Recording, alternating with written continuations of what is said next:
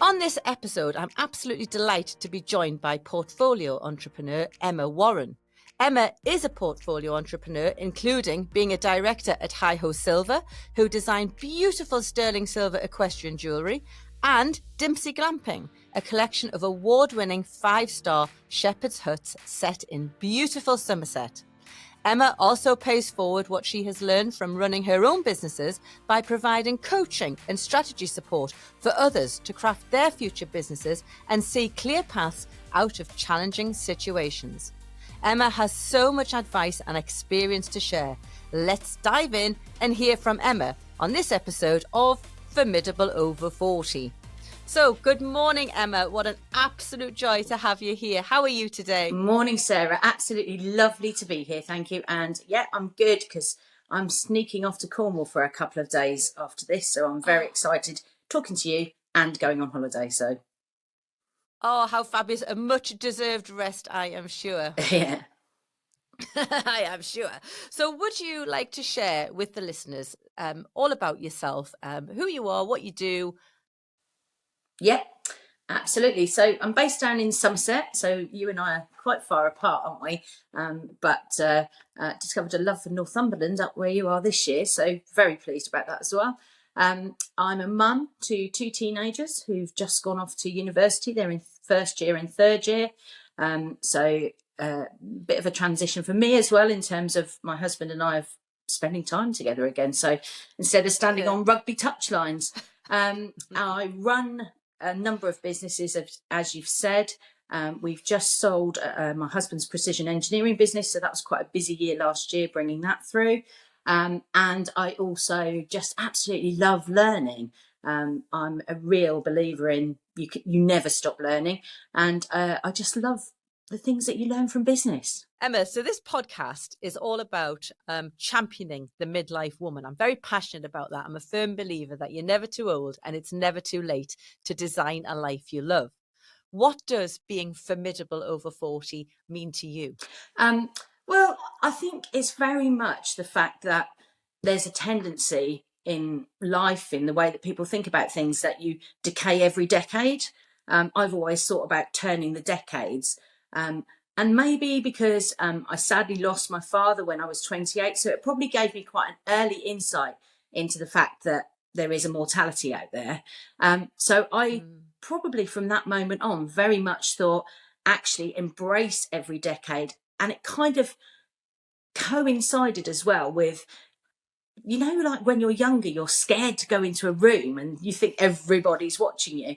And I remember one day just going to a meeting and my car wasn't good and broke down, got there a little bit late. It was like a big village hall meeting. And the me under 30 would have walked away. And for some reason, the me over 30 walked in and just quietly sat down at the back and learnt a lot type of thing. So I think probably that kind of little brush with mortality, or big brush with mortality as it was at the time, and just having the courage to do that made me think that as you turn a decade, why not embrace it? Why not really like settle into your own, because you've got more experience, you've got more life, and you are what you believe, aren't you, really, at the end of the day? Yeah. And you don't see people over 50, people over 40 now just sitting and waiting for things to decay. I think we're all really embracing moving on, and really we get time, don't we? I'm just, you know, my boys are a bit older. I chose to have my boys older because I was working and whatever, and I'm just going into a lovely area of rediscovering my husband. So I think it's really the fact that you don't have to let things define you, you can let them refine you. And that's always been my mantra. 50, I'm 55 now, so literally don't let it define me. Why doesn't it refine me? What can I take from this decade? What can I grow into? And so for me, that's it. It's that embracing the freedoms of both time and expression that I think you get with a bit more gravitas under your belt. Yeah, I absolutely agree, and I can really, really understand that. And I think the latter years of COVID and the pandemic has really sort of given people a bit of a short, sharp shock, really, about you know, how life can turn and how quickly it can turn. And you know, potentially in our midlife years, we have got more years behind us than we've Mm. got in front of them, and we've got to make them count. And there are many people who I speak to can find themselves at a midlife crossroads. And I think what you're saying is absolutely right. It's to take what we've learned through the decades. There'll have been some bumps in the road, and to use them and make them the power to our elbow to design that life we love, because it just isn't No, too late, is it? absolutely not. Absolutely not. And I think as people, and particularly women, we tend not to recognize the transitions phases. So even I can remember, even when I was bringing the boys up, all of a sudden, particularly with Fergus, who was our second one, I'd suddenly think, crikey, I haven't weaned him, because I was really busy, and I recognized that he was ready to move on, and I hadn't taken that transition seriously. And I think Yes. so the thing I thought from having that I took from having children, and the learning that I took from it, was the fact that you as parents have to recognize the moments when you allow them to move into a next level of independence. And I think because I was probably Yes. watching for that, I got very fascinated by that whole change and transition phase. And that's probably where I do most of my thinking and most of my working now, really. I work on the stuff when there's something a bit crunchy going on, or there's a change needs to happen. So kind of life and business have really come together for me. Yes, exactly. And I do think that's that midlife opportunity, isn't it? Because we've been as someone's for many years, and all of a sudden we now have this space to become that someone again. So, you're that teenage someone, and then you kind of go into that next decade where maybe you've got married in your 20s or your 30s, and then you kind of become a someone's in amongst everything and your career and whatever it is that you're growing into and moving through. And then that sort of 40s, the nurturing phase. And then we get into our 50s where, yeah, you say the kids have grown up. They're teenagers in their 20s, ready to go. And rather than having this empty nest syndrome, it's like, right, what am I going to do? This is my time to shine. I've put my shift in. You go and do what you want to do. I'm not going to sit here grieving. I'm here to support you, but you get out there, because I'm coming after you, but going for myself. And I think that's so important, isn't it? It's to not have that, because you do hear about, many people do feel that empty nest syndrome, and and they do feel a bit in mourning that their kids have left home. But I think, like, if what you've said, we can use all that we've learned through the decades and turn it into that sort of superpower, and put our own cloak on and get out there and make it happen. Yeah, because I think someone said to me yesterday, and I thought it was a really lovely quote, that with children you have to give them roots, but you also have to let them fly.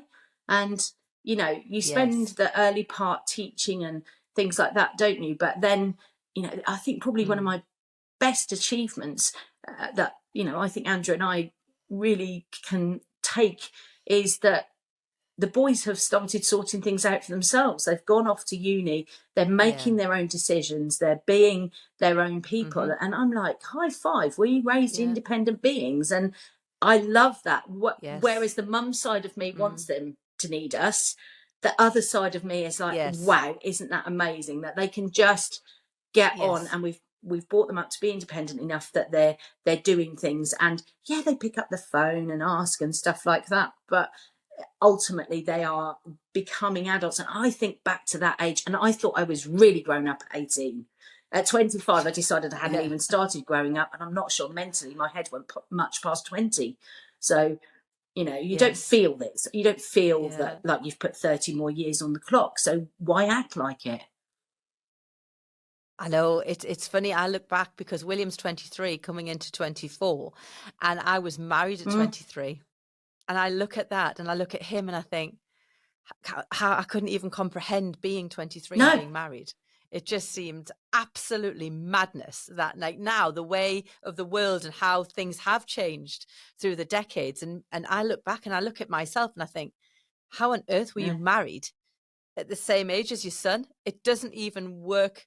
And it didn't work anyway. So it's probably Why? That bit doesn't work. Yeah, So we'll yeah, just we'll go swiftly through that. move past that. But yeah, I find it very odd to look at that. And the kids of today, they've just got, they're just so, Yeah, they're really savvy. There's so much diversity in a room, and it's really easy to dismiss the views of like younger delegates and things like that because you've got experience and you know. But you know, one of the best ways to develop your mind and to develop your business is to actually listen to views that are differing to your own and think about it. And you know, I'm still very up on social. I see so many of my friends that haven't really embraced it, and because it's a younger thing type thing, and you just miss. I think that's part of what keeps me thinking younger, is bringing in those diverse opinions. But also, you know, when I was that age, I believed I was grown up. I believed I knew huge amounts. Time has taught me that I still had lots left to learn. So I can't dismiss those views because they're not experienced, and I see them as the same age as my boys, sort of thing. So I think that's quite a salutary reminder as you develop and grow, that actually probably the root of competitiveness is in innovation, isn't it? It's in moving forward and trying to be one step ahead. So you can't get that if you only look at your own view. Yeah, and again, the people who are smashing it are the people who are agile, and that's the thing. It's about having that agility to and that flexibility and not fear of change. And I think we can learn so much through, as you say, through the decades from the younger generation in the 20s and the 30s, but also equally listening to the 70-year-olds and the 80-year-olds and engaging in conversation with them. I just think I think the art of communication is often missed, and that's listening before speaking. I think you can learn so much by listening and not dismissing, like you say, people's opinions. You don't have to agree with them. No, just take what you want, and you can always leave what you don't need. I totally agree there, Sarah. And I think that one of the things that it's important to share with people is that it is important to allow others to have their view, because I think that in the outside world at the moment, what we're very much seeing is that, you know, there's like narrowing down of views and closing off of things that don't fit your worldview. Well, if you don't ever consider things that don't fit your worldview, how can you actually form different opinions? You know, eventually we're going to, I think for Brene Brown, who's one of my favourite, TEDx people things, she says it's actually quite worrying. We're putting ourselves in silos and saying, I can only talk to you if you think like me. And, you know, so I think probably one of my like little causes or passions, if you like, as I get older, is like, let's think, you know, you can have a different opinion. I might think differently to you. You might think differently to me. Wouldn't it be brilliant if you educated me and I understood more? I may change my opinion, I may not. But if I don't talk to you about it, I can't move anywhere. Yeah. And that's a dangerous move, surrounding yourself with yes people. It's a real dangerous move because it's the biggest stagnator of growth. And like you say, you know, listen to what people have got to say. You can challenge it. You don't have to always agree with everything. But I do think that listening is a real growth mindset. Yeah, I'm a big believer in the fact that you should only worry about or not care about, because that sounds a bit like I don't care, because I do, but there's no point in losing sleep over things you can't control, and you can't control someone else's thoughts. So better to think, let me understand them, and I may move away from it because it doesn't fit my brief, but it doesn't mean I don't like you. It just means we don't mesh. Exactly. That's it. Yeah, exactly. And that's exactly right. And not to take it personally. Not to take it personally. So now if we look at, we've talked about going through the decades. So if we go back and we look at Emma when Emma was 15. So what was Emma doing when she was 15? What were your hopes? GCE O levels, as they were called then. What was I doing? Well, I'm a Navy child, so you know, I'd moved around. We'd settled for secondary education near my grandparents, and I was doing languages. as my Right. GCEs and intending to do them as A levels, and I hated maths. And you're now talking Aha. to a qualified accountant. Don't tell me. I have no idea. I have no idea. But I did learn.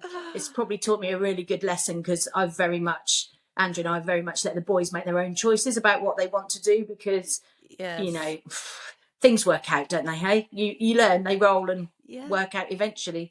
And you should do something Yeah. you're passionate about, shouldn't you? And at that point, I was passionate about doing Yes. languages and wanting to go abroad and work in Brussels. I think I wanted Yeah. to be a bilingual secretary or something.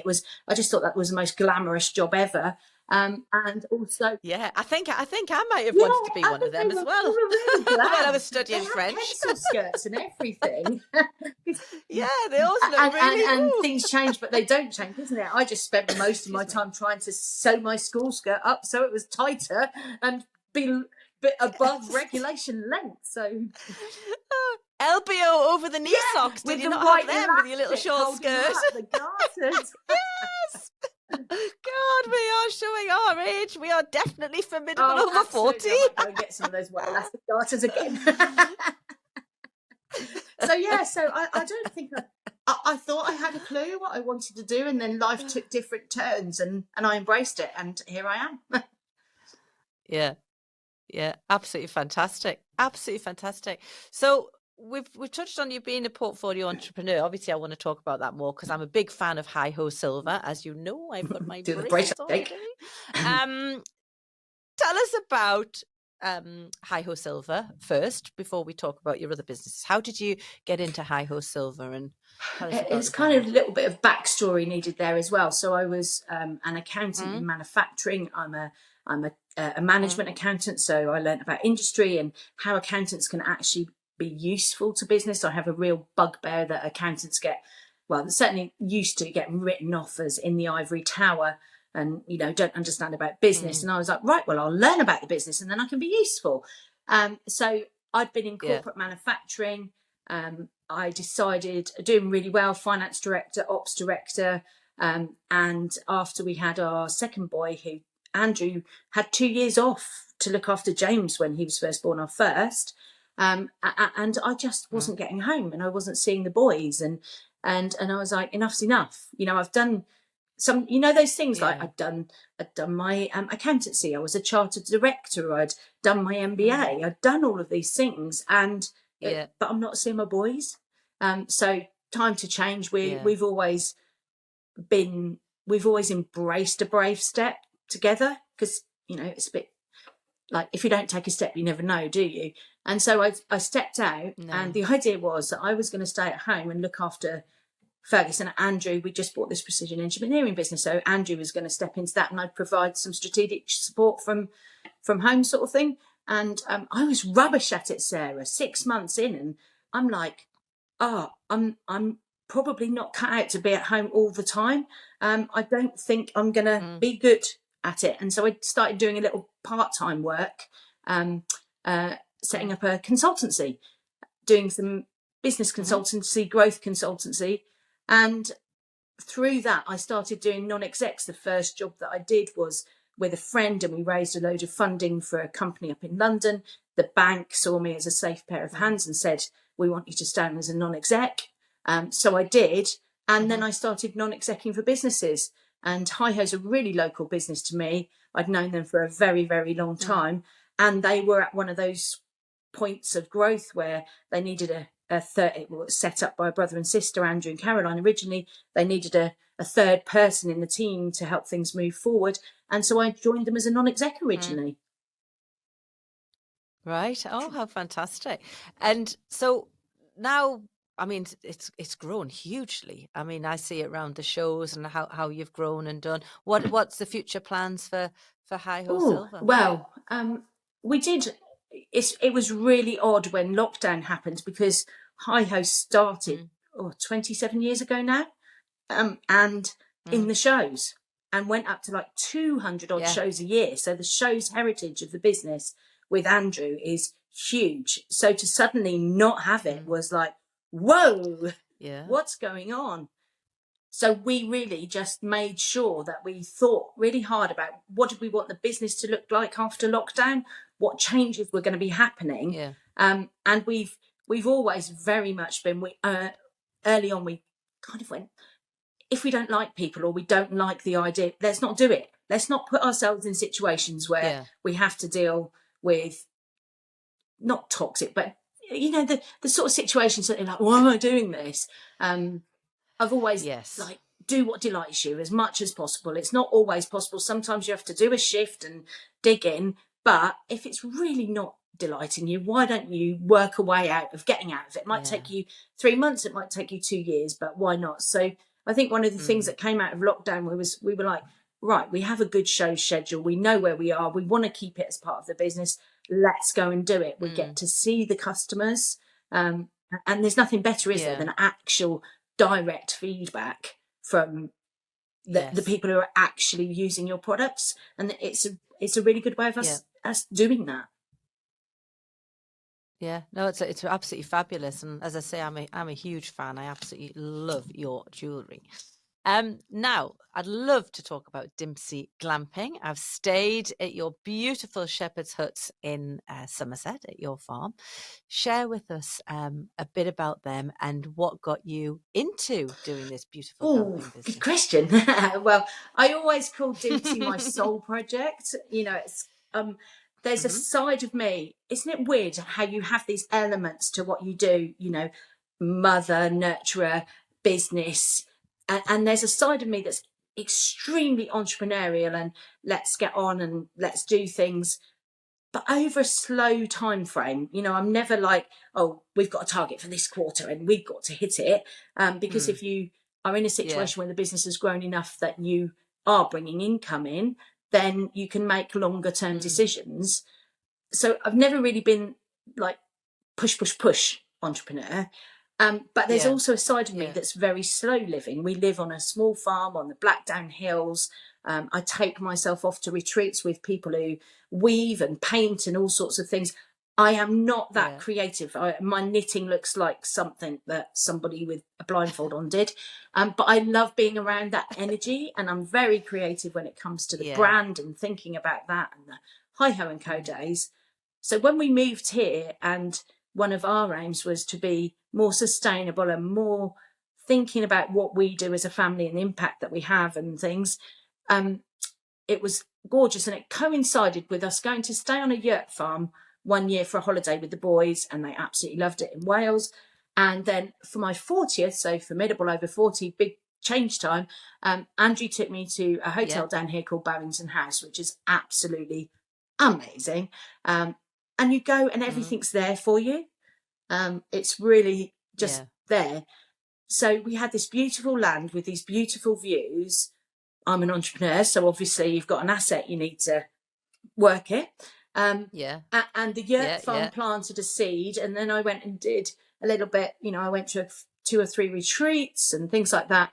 And I thought we can do something here. And then in the local newspaper, 2 really energetic local young lads had bought, well, young to me then, had built a shepherd's hut. And I saw their very first shepherd's hut of Blackdown shepherd huts. And so I went along and had a look at this shepherd's hut, but I wanted a bathroom and a bed in it. I didn't want anybody to be coming and making the bed or trekking across the field, because my thing was 5-star in a field. And so I actually ended up, they rang me up afterwards in that classic way, can I have coffee with you? We've noticed that you've won awards for business advice, and can we just come and have a coffee? And I actually ended up working with them on their business development, still do to this day. And then eventually they gave in and did a shepherd's hut, the turnkey shepherd's hut, which is now the best-selling shepherd's hut that they've got, with a bathroom and a bed in it. Yeah. And so then I had a lovely few months of like buying things for it, and I wanted it very much to reflect what we have as here. It's, the farm was here in the Doomsday Book. There's a very special, you've been here, it's very calm. Yeah, it's very calm. And I wanted to introduce people to vintage pieces or local makers or people that I'd come across on these creative retreats. So I kind of brought it all together into that. And the watchword has always been relax your body, recharge your soul, rediscover each other or yourself. Yeah. Just come and have some time. Yes. So it tickled along in the background as one hut. And now we're up to 3. Yeah. It's a bit more of a business. Andrew's going to be like running Yeah. that side of things, the day-to-day of it. Now he's not in his business. And I think the reviews are just, where else do you get instant feedback? People leave and they've written how you made them feel. Isn't that In your book. magical that I get How to lovely. read that? Yeah. And it gives them space. It gives them space to just be. And I'm a big believer that relationships, businesses, if you don't take some time out to step back and objectively look at the next step, exactly. you can't do it when you're mad busy, because you're like a pinball, aren't you? And so we tried to create something that was really mindful and very welcoming, but also we leave people to it.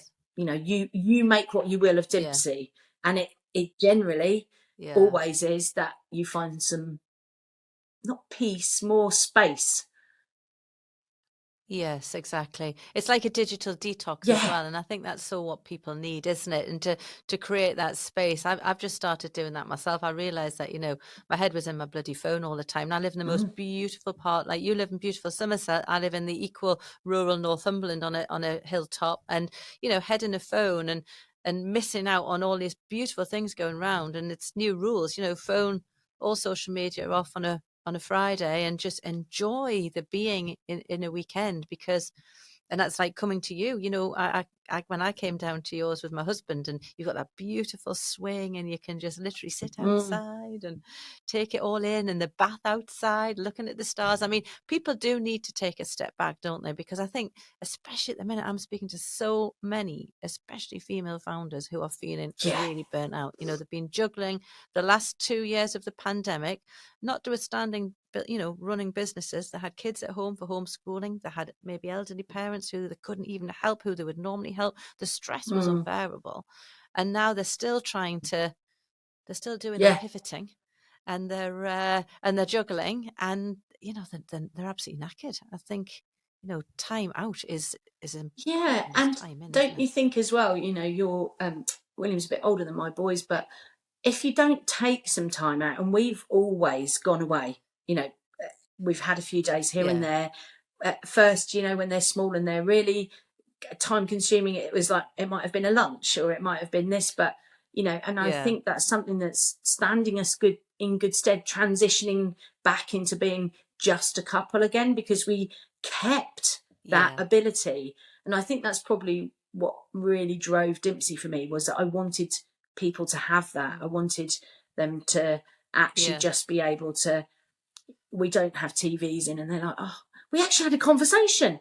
We haven't had a conversation without a dog wanting to go out, or and we don't, generally dogs don't come. And we've got sheep, one reason, but the other reason is it's someone to look after while you're here. And I just want people to look after themselves, and just because you don't do it, you literally don't just do it that often. No, that's so nice. And for the listeners, would you explain to them where the name Dimpsey came from? So I can't help myself. I teach people to be more focused and nail into something. But I am an ideas person, and I have to, put those balloons on a hook and leave them somewhere. And the minute we'd been to the yurt farm, it was hatching. I sat there and I was like, we could do this. And the intent was always that we would develop something up here, that when Andrew moved out of his business, we had a sort of a replacement income. And and one day I was just going around, and something came on the radio, and I heard the word Dimpsey, and I was like, what's that? First thing you do is that you hear something. It's why you have to turn these stimuli off, because you hear something and you're like, what's that? And it's a Somerset word for the half light at the end of the day. And I just love that, because that's probably one of my favourite times to go out with a dog, and you get those colours filling the sky, and it's just magical. And there literally is a point which I'd never noticed until I came in, where the light and the dark are just vying for who's in charge. And that's Dimpsey. Literally, that is Dimpsey. In Yes. Devon, it's Dimpsey, and that didn't feel quite so brand on for me. So so I got the domain name and trademarked it, and thought, oh, maybe a candle business, maybe it'll be a candle business or whatever. And then when we went to the yurt farm, it was like, I've got the name, and so Dimpsey Brilliant. was born, and it's probably a really good source of reminder to me always to that innovation comes out of the silence, movement forward. That space is magical, and if you don't have it, it's really hard to see your way to the next step. That is so true. So everyone listening, innovation comes from the silence, not from your whirring thoughts. Take a step back. That is wonderful advice. And Emma, so what else have you got going on? Because you are an entrepreneur, and like me, I'm sure there are always some things, new ideas going through your mind. Have you got anything else cooking up at the moment?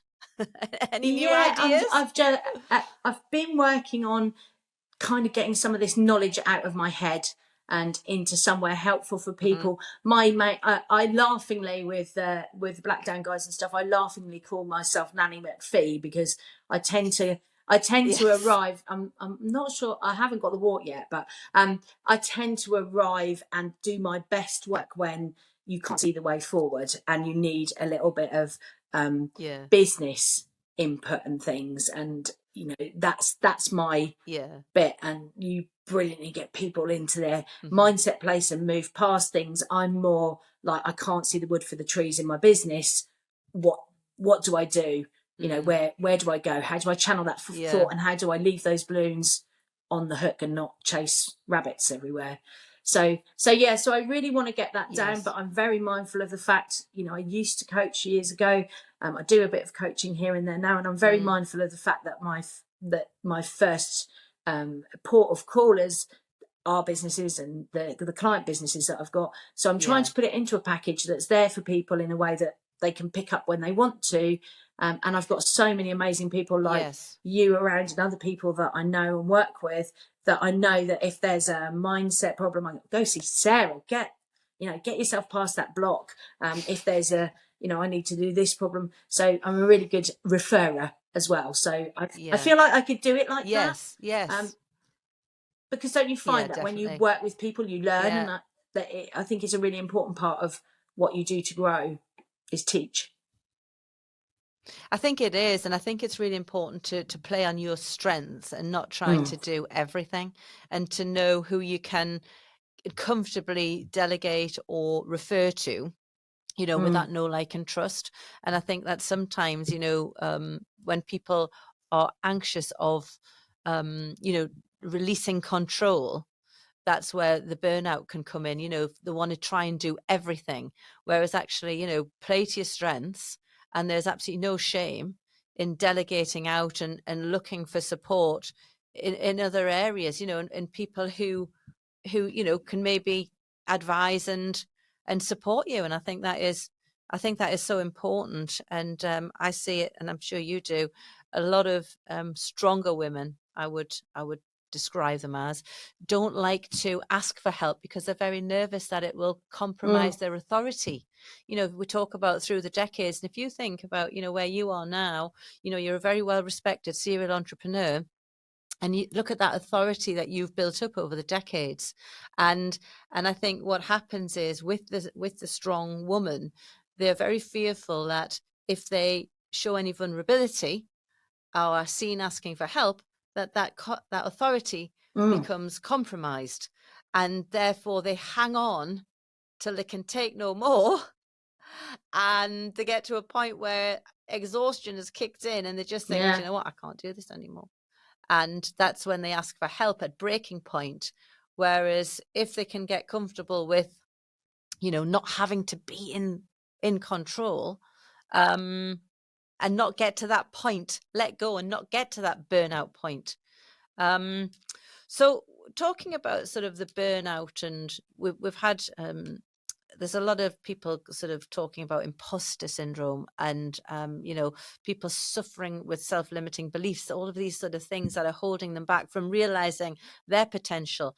And what we're saying is, look, midlife, this is your time to shine. So if you've got any of those self-limiting roots that need digging out, crack on and invest in yourself and do the work.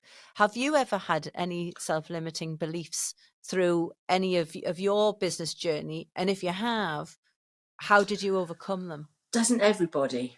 I think that's the magic, particularly when you coach and you talk to so many people.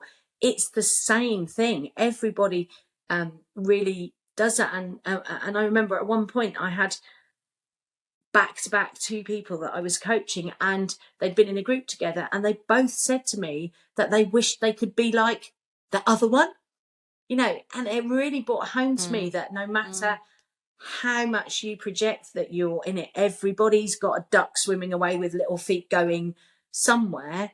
And if you never embrace that fear and feel the fear and do it anyway, you can't move forward. And then your little internal dialogue loves to keep you safe. It doesn't want you to go out there and move things that it doesn't understand and things like that.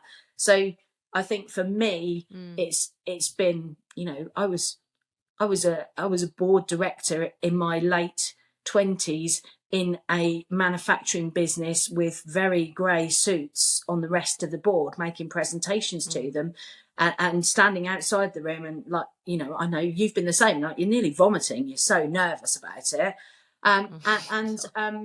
Someone said to me, they all wear underpants, just Yes. so, and I just depersonalized the situation and went in, and I think probably learned early on that what's the worst that could happen. And if you can cope with that, if you think it through and you can cope with that, then go for it.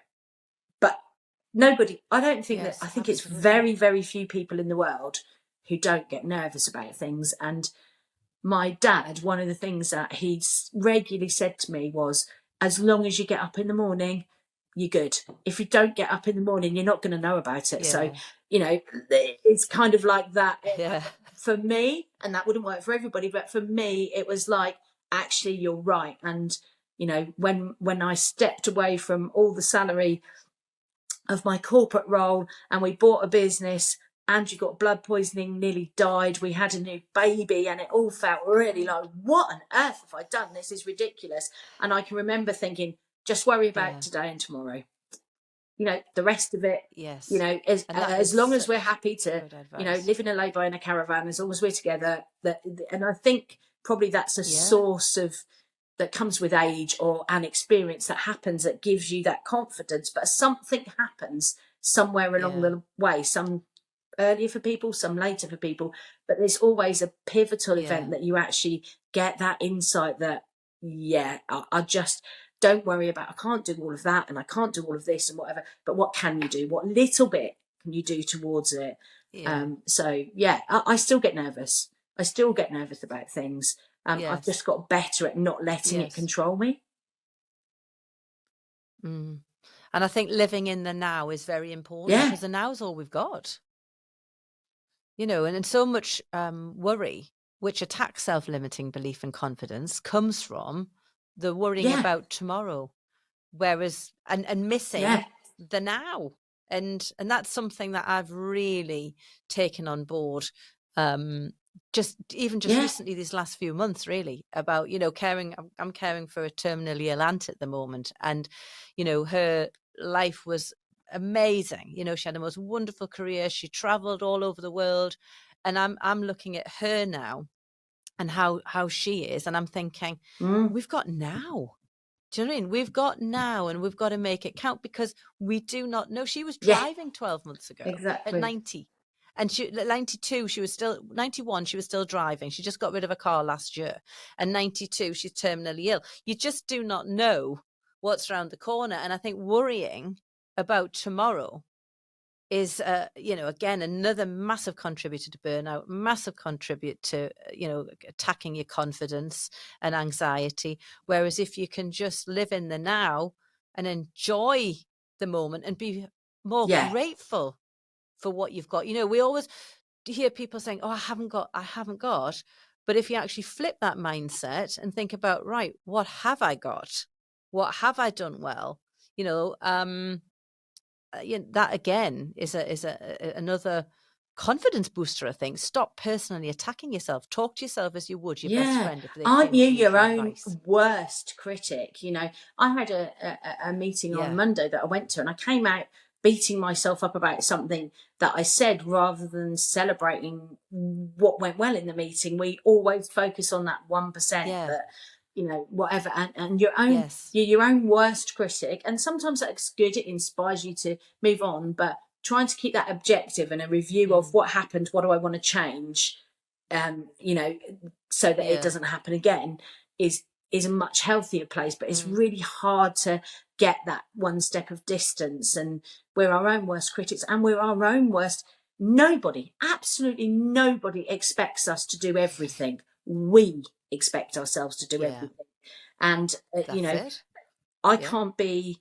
I'm really lucky. Andrew's so supportive. We work very much as a team and stuff like that. But I can't be who I am and have an immaculately tidy house. So I leave go. Come into my house. It's Yeah. full of dust. It looks but do you know what? There's always a welcome. There's always a cup of tea. And, you know, I've never had to Yes. nag the boys Yeah. about making a mess in the house because I don't worry about it. It's not got white carpets. I don't worry about the floor. Isn't it better to have a relationship with them Yeah. where they feel comfortable and I'm not nagging them, That's and all they it. think about in the time I have with them is Yeah. mum's getting on at me again. So I remove Yeah. things that Exactly. could do that, and I remove the pressure on myself to excel in every area. I excel in the areas I enjoy. You know, I love cooking, Yeah. absolutely love it, but I don't have to do it. I'm equally happy that Andrew does it, or the boys have a go, or we get a takeaway, or whatever. I don't have to define myself by being the one. And I think you're right. That need to have control, that need to do everything can one, limit you, but two, it can really, really put you through the mill. And actually, you can take control of that, and you can say, actually, you know, it's more important for me that I go and have a walk or watch the rugby with the boys or whatever, Yeah. and other things will wait. Yeah, absolutely. That is so it. And I think you're right. It's about trying to this bloody I think social media is fantastic. I'm a big fan of it, but also I think it's a double-edged sword because I think it's also created this perfection sort of funnel where everyone's thinking, oh, we've got to be this, got to be that, we've got to be all things to everything. And I think you're absolutely right. I think you should just step back and do more of what you love. And people talk about balance, you know, and oh, you've got to live a very balanced life, and what is a work-life balance? And the reality is, You're if you're balanced. happy in everything that you do, you're balanced. So surely the secret is get rid of what you don't want to do. Yeah, whether you have to delegate it out, and if your house isn't as clean as you want it and that causes you stress, you can always get a cleaner. Do you know what I mean? If your grass is long and you can't cut your grass and you'd rather spend your time with your family, then just see if you can pay someone to cut the grass. Do you know what I mean? It's like, you know, you don't have to be stressed about everything. Or the grass can just Plant the wildflowers. be left to grow, and the dust can yeah, exactly, and the dust can gather. You know, I think I think it's just this role of people thinking that they have to Yeah, be and perfect, and it's not. It's doing more absolutely of what do you what love. delights you, and if you're not doing it, see how you can get to doing it, because you know it's not all perfect. I Yeah. do crappy jobs that I really don't want to be doing, No. but that frees me up the time Yeah. to really do things that I want to be doing. And you can't, I think you're right, the social side of things, it does make you think, oh, everybody else has got it all and things like that. And I think you know, I love what you're Yeah. doing. I love the conversations that you're having. I think you're shining a light into such a shadow area that can really hold people back.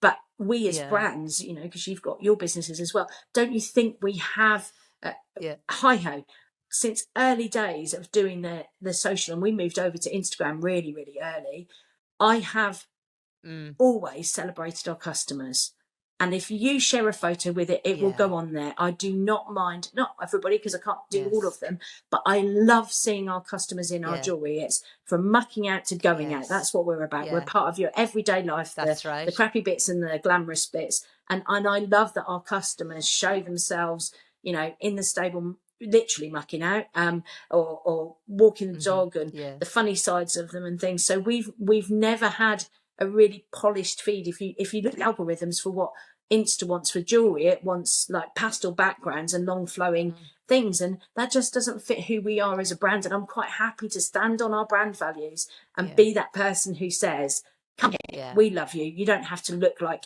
anything. Isn't that the brilliant bit about jewellery? It doesn't care that I need a big belt, or you know, my bum's a bit fat, so we can help people celebrate, because we do fit a lot of people. So yeah, it's you know, I think the brands have a responsibility to help that balance. That is an area where I really do think there needs to be balance to change.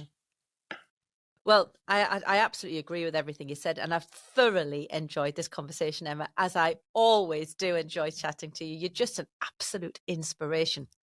Now, what I'd like to do is ask you to pay forward some advice, because there could be someone listening. There could be someone sitting here saying, do you know what, I feel stuck.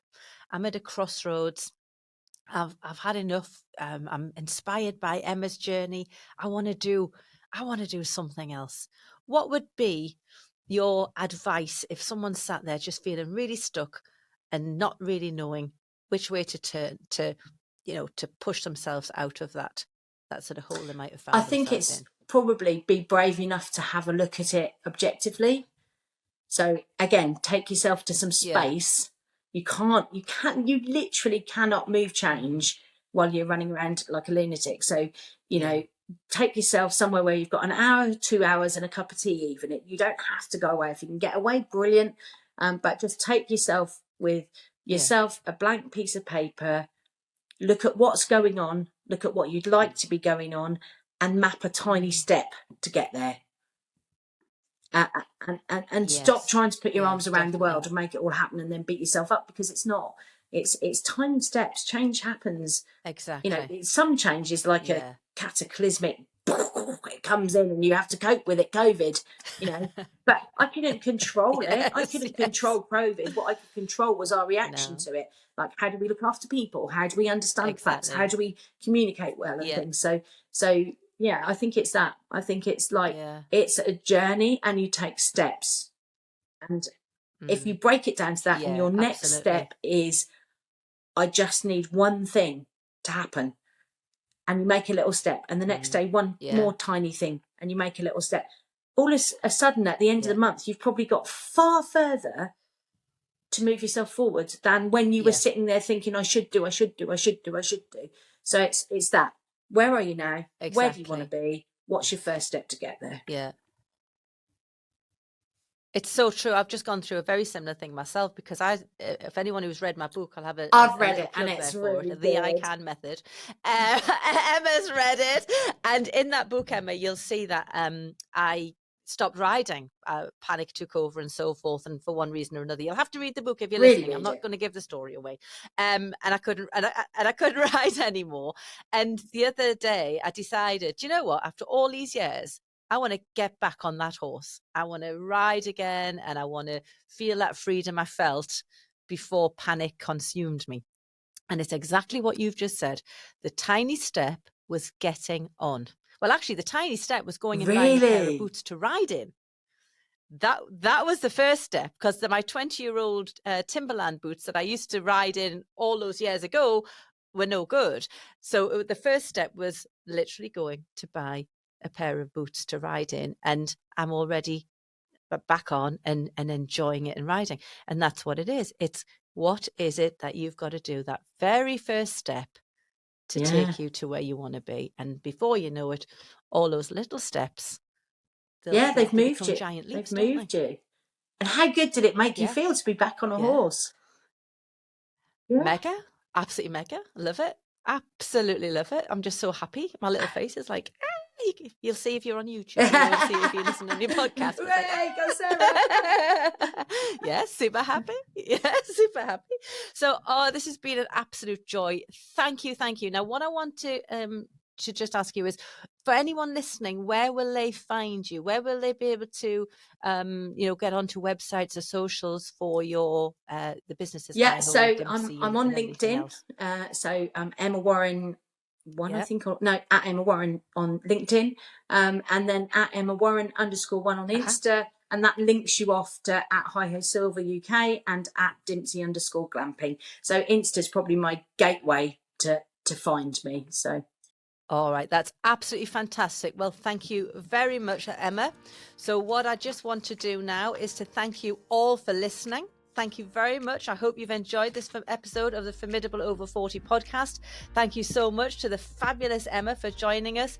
Head to the show notes to find links to Emma's social and how to find out more about her work and businesses. Follow the podcast so you don't miss any future episodes, and please do share Formidable Over 40 with anyone you think will enjoy it or needs it. And if I can be really cheeky, if you have enjoyed it, please rate and subscribe. Oh, thanks, Sarah. Thank it's you, been an Emma. absolute ball.